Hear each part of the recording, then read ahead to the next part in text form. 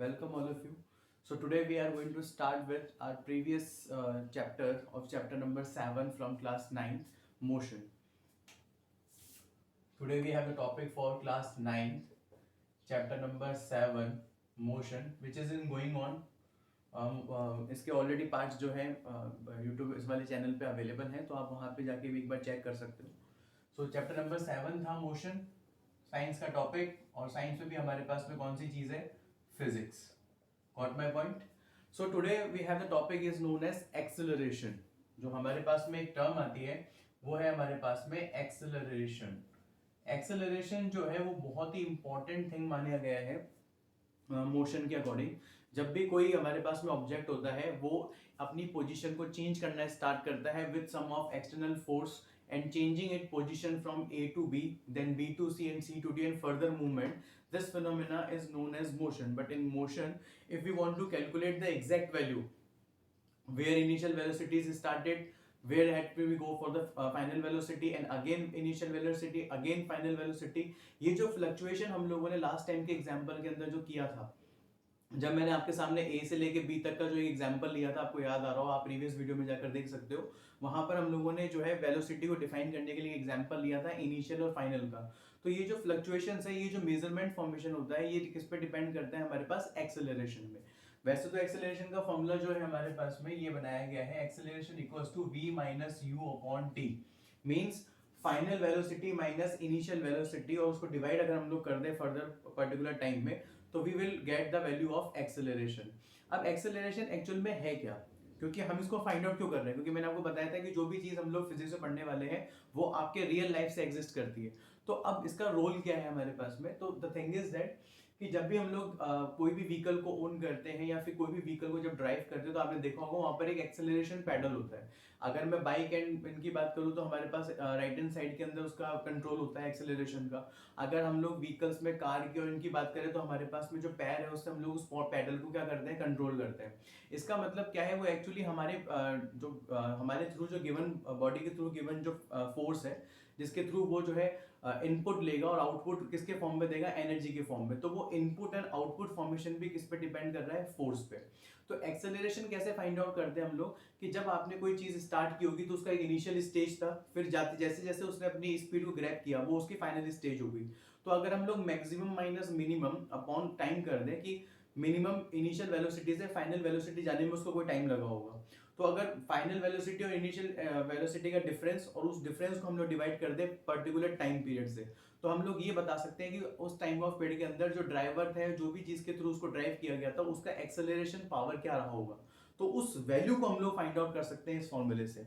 I hope so you all understand about that thing कि अगर मुझे ये फाइंड आउट करना है कि अगर मैंने कोई व्हीकल ड्राइव किया है, इवन अगर वो अगर देखा जाए स्कूटर वगैरह है, बाइक वगैरह है, या फिर 4 व्हीलर वाला है सिस्टम है, उसके अंदर मुझे एग्जैक्ट वैल्यू पता लगानी है कि मैंने कितना एक्सेलरेट किया जिसकी वजह से उस पर्टिकुलर ऑब्जेक्ट ने मूव करना स्टार्ट किया उतनी स्पीड के साथ. इनिशियल तो जीरो होती है मोस्ट ऑफ द केस में, फिर उसने एक फाइनल वेलोसिटी को ग्रैब किया.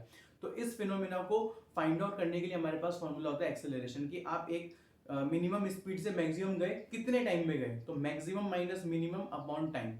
तो आपके पास में एक्सेलरेशन की वैल्यू आ जाएगी. और ये एक्सेलरेशन की वैल्यू क्यों निकालते हैं? कि अगर मान लो अगर उसी एक्सेलरेशन को हम मेंटेन रखते हैं तो एक फर्दर पॉइंट पे जाने के बाद में हमारी स्पीड ग्रेजुअली क्या होती जाएगी? बढ़ती जाएगी. और इसी को हम लोग किस पे रिप्रेजेंट कर देते हैं? ग्राफ के ऊपर. ग्राफ के क्वेश्चंस भी इसके अंदर आएंगे. I will explain you over there. But the thing is that today we have the topic of acceleration.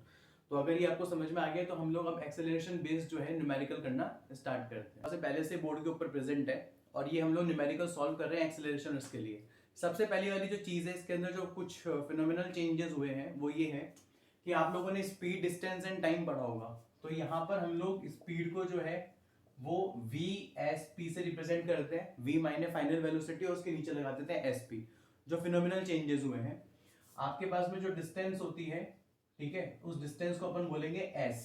ठीक है, अब डिस्टेंस को D नहीं बोलना है, डिस्टेंस को क्या बोलना है? S. बाकी सब कुछ चीजें सेम है. टाइम को टाइम ही बोलेंगे. वेलोसिटी हम लोगों ने पढ़ी, इनिशियल एंड फाइनल U और V से रिप्रेजेंट करते हैं. बस दो तरह के चेंजेस आपको ये देखना है कि फाइनल स्पीड को अपन किससे रिप्रेजेंट करेंगे? कैपिटल V और नीचे SP. ठीक है, और डिस्टेंस को किससे रिप्रेजेंट किया जाएगा? S से. ठीक है, बस अब इस चीज में आप कंफ्यूज मत होना. ये मैंने यहाँ पर साइड में लिख दिया है, आप जो है न्यूमेरिकल जो हम लोग सॉल्व करेंगे उसके साथ में इसको नोट डाउन कर लेना। देखो अब न्यूमेरिकल जो हमारे पास में उससे सबसे पहले हमारे पास जो लिखना होता है वो होता है हमारे पास में गिवन पॉइंट्स। सबसे पहले आप आदत डालेंगे कि गिवन पॉइंट्स लिखने हैं आपको। गिवन पॉइंट्स का मतलब क्या क्या दिया हुआ है और क्या क्या फाइंड आउट करना है। तो देखो अब मैं क्वेश्चन आपके सामने रीड करना स्टार्ट कर रहा हूं, आप ध्यान से देखेंगे। ये कह रहा है a car started moving with a velocity of 5 metre per second and after 20 second it will increase it speed to 10 metre per second. ये इस क्वेश्चन में ये बताना चाह रहा है कि एक कार ने मूव करना स्टार्ट किया with some velocity called 5 metre per second. मतलब आपके सामने जब कार मूवमेंट कर रही थी तो वो जीरो पोजीशन पे नहीं थी। अभी मुझे कैसे पता लगा? क्योंकि उसने पहले ही कह दिया कि a car started moving with a velocity of 5 metre per second. मतलब जब गाड़ी ने जीरो से चलना स्टार्ट किया होगा तब मैं वहां पर प्रेजेंट नहीं था। वो जैसे ही 5 मीटर पर सेकेंड की स्पीड उसने मेंटेन कर ली तब मुझे उसको ऑब्जर्व करने के लिए क्या क्या आ गया कि अब आपको इसको ऑब्जर्व करना है। तो मेरे लिए जीरो वाला फिनोमेना खत्म हो गया, क्योंकि ऑलरेडी मेरे पास जो सिचुएशन है उसमें कार पहले से ही क्या कर रही है, मूव कर रही है। तो मैंने लास्ट वाले लेक्चर में भी आपको ये बताया था कि इनिशियल वेलोसिटी की वैल्यू हमेशा जीरो हो ऐसा पॉसिबल नहीं है। हमारे सामने दो तरह की कंडीशन आ सकती है, या तो आपका ऑब्जेक्ट रेस्ट पोजीशन से स्टार्ट हो रहा हो तो हम उस केस में क्या ले लेते हैं, वैल्यू जीरो। लेकिन अभी हमारे पास में जो कार का मूवमेंट है वो रेस्ट पोजीशन में नहीं है, हमारे सामने वो पहले से ही मूव करती हुई आ रही है और वो किस में कर रही है, 5 मीटर पर सेकंड पे। इसलिए मेरे पास 5 मीटर पर सेकंड की जो वैल्यू है किसकी वैल्यू हो जाएगी, इनिशियल वेलोसिटी की। इसलिए मैंने गिवन पॉइंट में सबसे पहला पॉइंट लिखा u is equal to 5 metre per second. ठीक है, अब आफ्टर 20 सेकंड, इसका मतलब टोटल टाइम गिवन है, इसलिए मेरे पास टाइम की वैल्यू क्या हो गई, 20 सेकंड।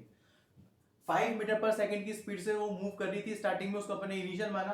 5 मीटर पर सेकंड में मूव करने के 20 सेकंड बाद उसने अपनी वेलोसिटी इंक्रीज करके कितनी कर ली, 10 मीटर पर सेकंड। मतलब केस में मैंने क्या बताया था, इनिशियल वेलोसिटी मिनिमम फॉर्मेशन के साथ में जो मूव कर रही है उसको काउंट करते हैं, और अगर वो फर्दर इंक्रीज कर ले या डिक्रीज कर ले तो वो दूसरे फिनोमिनल में जो आने वाली स्पीड है वो किस में काउंट हो जाती है, फाइनल में। जैसे एक बार दोबारा समझते हैं। यहां पर हमको ये बताया गया कि कार क्या है, एक उसने मूव करना स्टार्ट किया है, आपके सामने कार जीरो पे थी, उससे आपको कोई मतलब नहीं है, क्योंकि क्वेश्चन ने आपको पहले ही बोल दिया कि आपको जीरो वाली कंडीशन तो काउंट करनी नहीं है। जब मैंने आपको ऑब्जर्व करने के लिए कहा तब गाड़ी किस में मूव कर रही थी, कार किस वेलोसिटी में मूव कर रही थी, 5 मीटर पर सेकंड पे। तो वो 5 मीटर पर सेकंड हमारे लिए क्या हो गया, इनिशियल। 5 मीटर पर सेकंड पे मूव करते करते 20 सेकंड के बाद उसने 20 सेकंड के अंदर अंदर उसने अपनी स्पीड कितनी इंक्रीज कर ली, 10 मीटर पर सेकंड। तो वो 10 मीटर पर सेकंड हमारे लिए किसकी वेलोसिटी की वैल्यू हो जाएगी, फाइनल वेलोसिटी की। तो ये हो गया हमारे पास में v is equal to 10 metre per second. Got my point.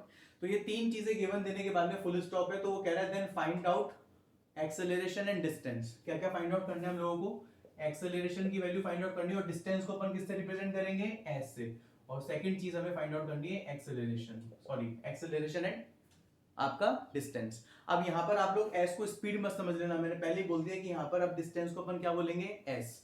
तो हमें एक्सेलरेशन फाइंड करना है और आपकी डिस्टेंस फाइंड आउट करनी है। तो सबसे पहले हमें जो फाइंड आउट करने के लिए दिया गया है वो है एक्सेलरेशन। वो क्या है, एक्सेलरेशन। तो सबसे पहले हम लोग एक्सेलरेशन फाइंड आउट करेंगे। एक्सेलरेशन का फॉर्मूला होता है v minus you upon T.